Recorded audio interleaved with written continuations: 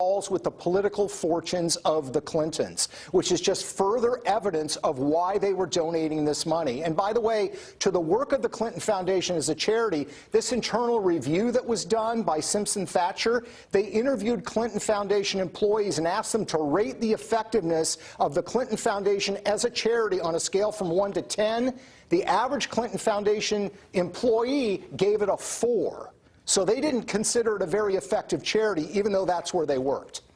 If your employees are giving you a 4 out of a scale of 10, it's a problem. Peter Schweitzer, always fact-based. I appreciate it. Good to see you. Thanks, Tucker. Dan Bongino is often on the show. He's a former Secret Service agent and NRA TV spokesman and the author of Spygate, the attempted sabotage of Donald J. Trump. You probably saw, Dan, as we did at the outset of the show, that there are these new documents pertaining to Michael Cohen and Paul Manafort, and in those is the word Russia. Now, that word is not explained, but it's repeated quite a bit. Is that evidence of a felony? When you use the word Russia over and over and over, that means the person about whom you're using it should be in jail. Is that the law? I'm just checking. Well, maybe a grammatical felony if you spell it wrong, but mentioning of Russia in a report is not a felony at all. You know, I mean, I love when you say that because it's true. They say it as if the mention of Russia somehow, it automatically imparts on someone an air of criminality. It's not true, Tucker. I've been to Russia. I've never been interviewed by the FBI. I went there as a Secret Service agent. Yes, shockingly, I went there to Russia in your capacity as a federal agent? It gets better. Oh, my gosh. Wait, Tucker, it gets better. This is where it really gets nasty. The government asked me to go over there as a Secret Service agent. How is that? How could the federal government ask me to commit such a crime as going to Russia? I mean, this is utterly absurd. Well, it's a conspiracy so vast, right? Of course. Yeah. That's the hallmark of a conspiracy theory. It can never be disproven, right? So, exactly. Listen, there's some takeaways here, though. I think we can figure out right now and affirmatively say, looking at these paperwork, that Bob Mueller is not investigating collusion. Bob Mueller is investigating Donald Trump. This is the equivalent of a taxpayer-funded private investigator following Donald Trump and his team around to harass him for the rest of his presidency. This is a joke. It's an embarrassment. It's the stuff that's done in third world republics, and the media figures supporting this should be absolutely ashamed of themselves. This case is a farce. Well, it's setting precedents I don't think any of us are going to want to live with for the rest of our lives. Seriously dangerous precedents about how the government behaves that I think really are a threat to democracy. Dan Bongino, great to see you always, despite your grave admission that you were once in Russia. See you next week. I'll see you. Well, today's Friday. We hope all of you enjoy the weekend. But this is sad news. We've got a report tonight. You need to be careful. Keep your doors locked, your kids inside. America's streets and voting booths are no longer safe because after fewer than 2 weeks in jail, Vladimir Putin's hand-picked Russian spy / democracy hacker, George Papadopoulos, is once again free, released, walking among us. Slide the dresser in front of the door and say a prayer. No one's safe while he's out. Straight ahead, Nancy Pelosi says Democrats will never, under any circumstances, allow our border to be protected because that would be immoral. We're quoting her, immoral. What should Republicans learn from this? That's after the break.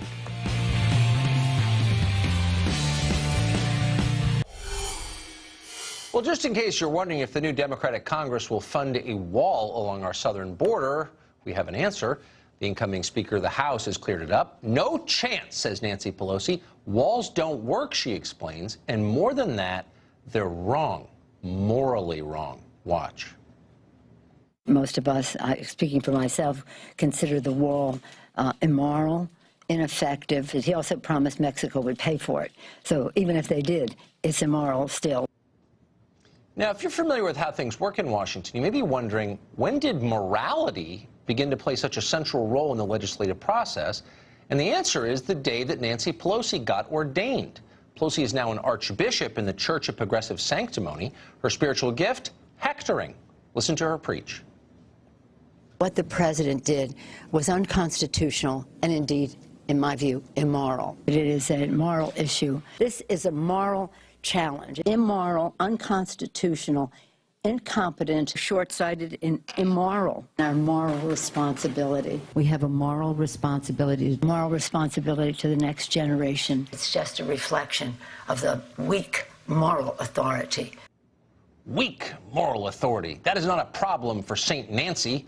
Her moral authority is absolute. She is a good person. You, unfortunately, are not. So pay attention as she explains once again, a border wall is immoral. Well, fine. Far be it for us to question the command of an archbishop. We'll take her at her word. God hates walls. But wait, if walls are immoral, what about fences? Obama seemed to like them. The bill before us will certainly do some good. It will authorize some badly needed funding for better fences and better security along our borders, and that should help stem some of the tide of illegal immigration in this country. Better fences, says Obama. That sounds immoral. And what about Israel's security wall? It's big and real and very effective. Pelosi supported it, actually. She voted for a resolution defending that wall from UN condemnation. It's confusing. It must have been before her conversion. But now that walls are definitely immoral, a few obvious theological questions arise. What about doors and locks? How about hedges or security systems or airport checkpoints or anything else that's specifically designed to keep some people out? What about the gate in front of Pelosi's weekend house? Is St. Nancy against all of that? Of course not. Republicans often say the left opposes borders. We've said that many times, but it's not quite true. In their own lives, Democrats are all for exclusivity. They're not in a hurry to resettle refugees on Martha's Vineyard, for example. They just oppose America's borders. America is a sinful nation, they tell us. We can only atone for those sins by giving what we have to the entire world. So there's a lesson here for Republicans. The president got elected by promising a border wall. People wanted that. They voted for him. The president pledged that in almost every speech he gave. I'm going to build a wall, and it's going to be a real wall, a big wall, a strong wall. Nobody's coming through unless it's legal. Nobody. It's going to be a real wall, not a toy wall like we have right now. Don't worry, folks. We're going to be building the wall. Well, Paul Ryan never wanted a wall. Pelosi has made it crystal clear that Democrats will never build one. They'd rather have the country fall apart first. In fact, they've already made that decision. America's middle class is dying. The border goes unsecured. The next 3 weeks are the final chance Republicans will have in a long time to keep their promise on the wall. It wouldn't be easy to do it, but it wouldn't be impossible. There's precedent for it. Democrats lost the House in 2010, and in the short window before the Republicans took back the House, in the lame duck period, Barack Obama got quite a few of his priorities into law. Democrats repealed the military's ban on gay service members, affirmed a nuclear treaty with Russia. They even passed Michelle Obama's school lunch bill. So Republicans could fund a wall before turning back the House. They could have done it at any point in the past 2 years. They just don't really want to. Keep that in mind. Enrique Acevedo is an anchor at Univision. He joins us today. Enrique, thanks very much for coming on. Now, you're a journalist. I'm not a theologian either, but Nancy Pelosi has just informed us that a border wall is immoral. Do you think that all walls are immoral, just our border wall? What about the wall in Israel? Is that immoral? You can cherry pick the word immoral, but she also called it expensive and ineffective, which couldn't be more true. To tell you the truth, this is what's immoral, to tell your audience and the American people that a border wall is going to solve our immigration crisis, to use the wall as some sort of extortion to pass the DREAM Act and legalize the lives of hundreds of thousands of young kids who are as American as any other. I tell you also what's immoral, to use the wall as a way to get elected. So I think that's what she was referring to. Wait, but hold on. Can't we just disagree? Does one of us have to be immoral now? Maybe we just disagree about the wall. Why does one of us have to be a sinner and the other virtuous?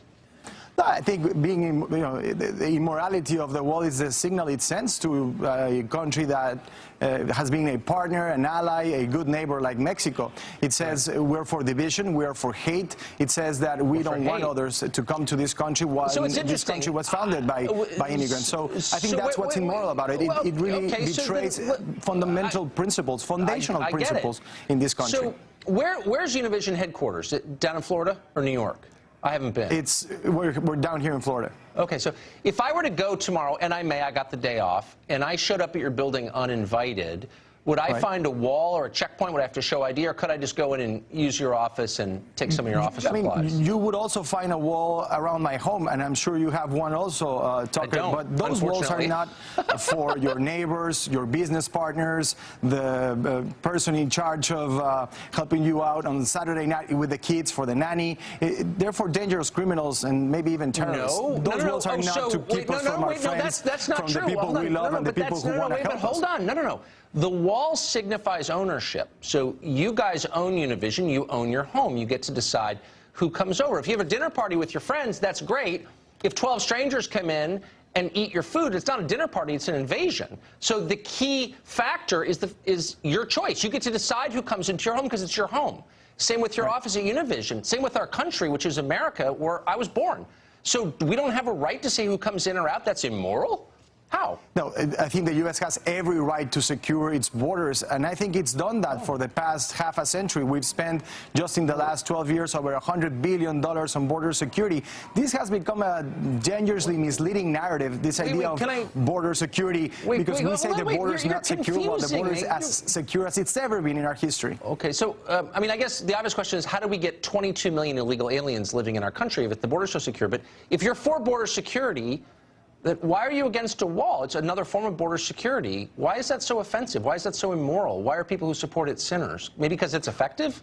Is that the problem? I didn't say they're sinners. By the way, you know who also thinks the wall is immoral? The Pope, the leader of the Catholic Church.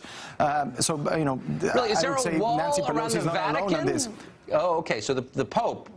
There's a wall around the Vatican. I think if I try to get in the Vatican without the Pope's invitation, I get arrested. I've never had any issues walking into St. Peter's Square. There's actually just a white line, and everybody can go across. I've been there. There's actually a wall. So there's a misconception about the Vatican being a walled city. Anyone can walk into St. Peter's Square without any sort of issue. St. Peter's Square, but you can't walk into the Vatican. That's like the heart of the Vatican. No, actually, you can't walk freely through the Vatican. I've been there, and you know. I mean, let's be totally real. The truth is that people, when they own something, when they're invested in it, have a right to determine, and you already conceded this, who comes in or out. And walls are but one way to affirm that right. But you say it's immoral. I don't understand. I honestly, and I mean this with sincerity, and I respect you, so I want your real answer. I know you mean. What is the difference? A fence is not immoral, but a wall is immoral? Unpack that like I said, I think it's immoral because what it represents, the signal that it's trying to send, division, hate. It's trying to somehow paint the U.S. as an isolationist country, as a country who doesn't want people to come here. And that's not, I think, who we are and how this country was founded. Those are not the principles and the values of the American people. Voters will determine that. But let me just ask, but why does a fence not send that same message? I'm sorry? A fence does not send the message of hate. But a wall does send a message of hate? I think a wall, it's a message of division. It's a wall of keeping others away. Why is a fence not the same message? I don't understand. How is a fence different from a wall? I think that's just semantics. The fence, a wall, it's pretty much the same thing. And I would argue that Democrats and Republicans are both responsible for this idea of this dangerously misleading narrative of border security. Many Democrats voted in favor of the 700-mile wall that's already at the border. So I don't think this is a Republican or Democrat issue. I think that the American people have been lied to in this sense, and that's what's immoral about this. Then tell them the truth very quick. Obama called for a fence. We have a fence along, say, the San Ysidro-Tijuana border. You're okay with that because you're for border security. But if the fence became a wall, it would become immoral. Tell me the substantive difference between a fence and a wall. Is it an aesthetic difference? I mean, what, honestly, I think it's just semantics, Tucker. Like I said, Democrats voted for the 700-mile wall, fence, whatever you want to call it. And that's not really helping solve our immigration crisis. We've seen that, and I think it's going to help the Border Patrol do their job better. But I think we can find solutions that can do that are less expensive than $25 billion. Okay. And really quick, is the Israeli wall immoral too? Does that send a message of hate? I'm sorry? Is the Israeli wall along the West Bank line, is that immoral too? Does that send a message of hate? I think that's a different circumstance, right? Because they were being threatened by the very real possibility of terrorists coming to their country, and you can prove that by building that wall. They've been able to reduce that threat considerably, so it's a different circumstance. It's a good thing. Okay, there, but not here. All right, Enrique, great to see you. Thank you so much. Thank you, Tucker.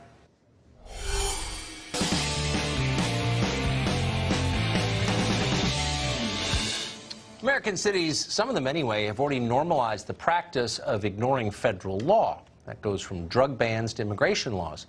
But a few, Thank heaven only a few at this stage are going further than that and are now empowering the mob, as long as they agree with the mob politically. No city represents this ominous trend better than Portland, Oregon, where police stood down under orders, not voluntarily because they were told to, while Antifa harassed ICE agents. Last month, the journalist found himself the target of that mob. How about you get the out of here, Andy? I won't be intimidated. I don't feel safe with you here, so get the out. Our parents were being embarrassed by you and your grandparents who've been oppressed by white men throughout history. You should be ashamed of yourself. Why should I be ashamed of myself? Because you're an Asian given into white supremacy, motherfucker. Andy, it's time to go.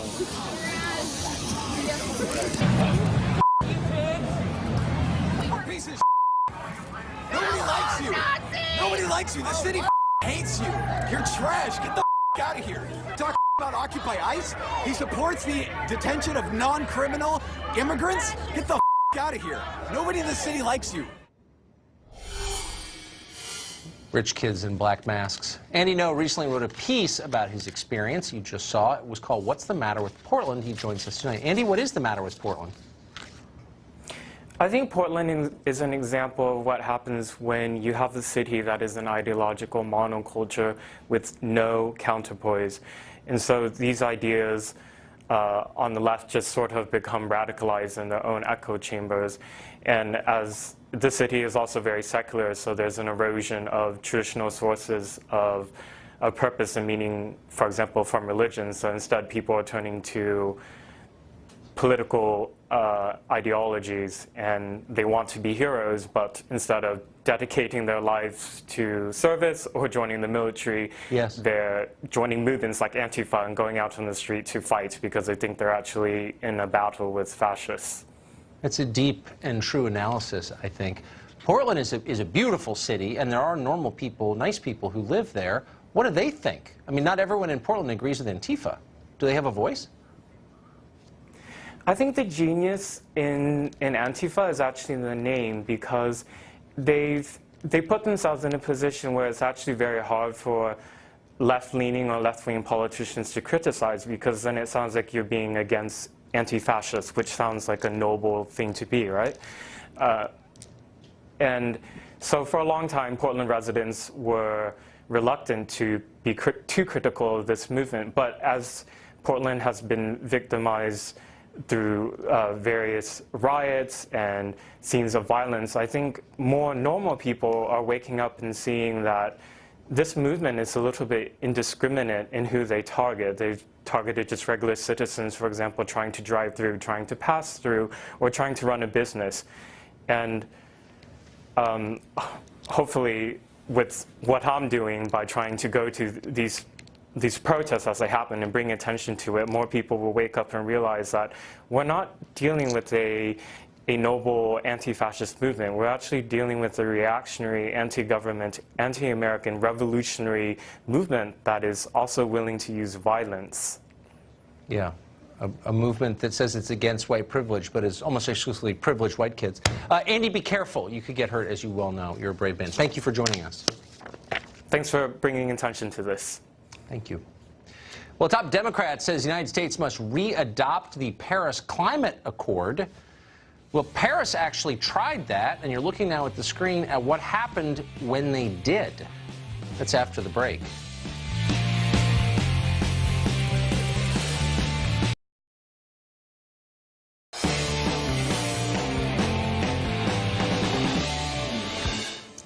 Well, there are massive riots in Paris right now, all through France. They may topple the French government. They're mostly being ignored in this country, but they're worth paying attention to because they tell us a lot about the downside of elites forcing ordinary people to bear pretty much the entire burden of fighting climate change.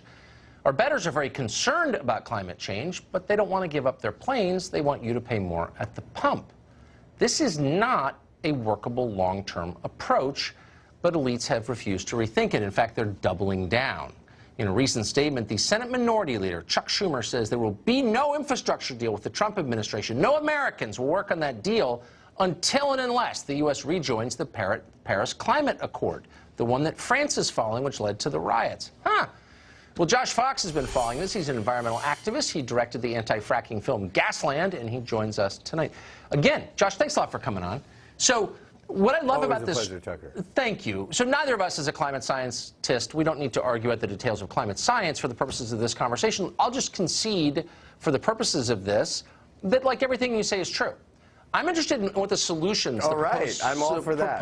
No, but I'm interested because I noticed that the solutions always entail normal people paying a lot more for the necessities of life.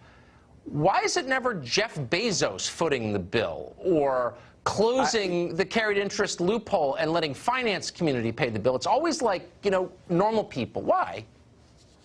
Tucker, we're going to agree about something for the first time perhaps ever. This is amazing. I couldn't agree with you more. What's happening in France is they're forcing working class people to pay the burden of a certain policy change. Now, this policy needs to change. We need to get off of fossil fuels right away. We see all these signs, wildfires in California, huge hurricanes, all these things that are happening because of climate change. But you're absolutely right. Major corporations, and there are 100 major corporations that are responsible for most of the emissions on the planet, those are the people who should be footing the bill. Now, if you were to listen to somebody like Emmanuel Macron or Barack Obama or these neoliberals, you would see a lot of these policies being fanned out among the population rather than on Wall Street or the big corporations or big oil. But what's different right now is you have something called the Green New Deal. The Green New Deal, being popularized right now by Alexandria Ocasio-Cortez and others and Bernie Sanders, is saying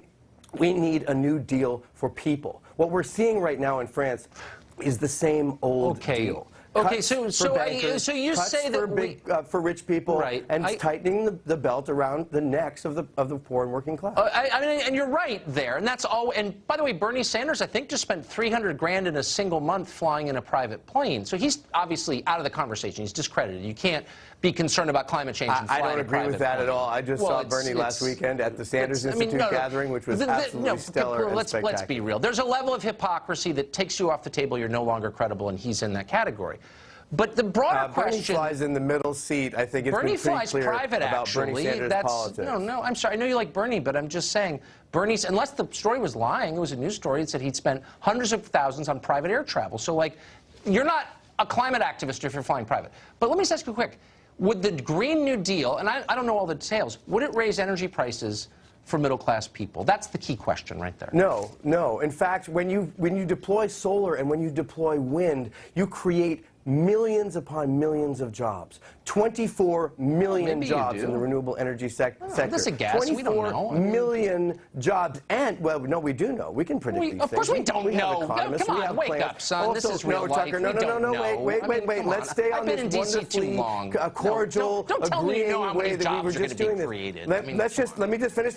You asked me a question. I'm answering the question. The question is that solar and wind are cheaper for electricity than fossil fuels. That is a fact right now. What about for air travel? And wind are cheaper than fossil fuels. How is Bernie going to fly? Well, air travel is not. Air travel is not what we're talking about right now. We're talking about raising gas prices. We're talking about raising the basic prices for the working and the poor people. And that, a Green New Deal, would help people enormously. I don't know if I believe that what you're saying is true, but I agree with the sentiment. I have seen people in their backyards getting poisoned by the fracking industry, being poisoned by the fossil fuel industry. I care about Americans, and Americans need a Green New Deal right now. And it's got it. We're out of time.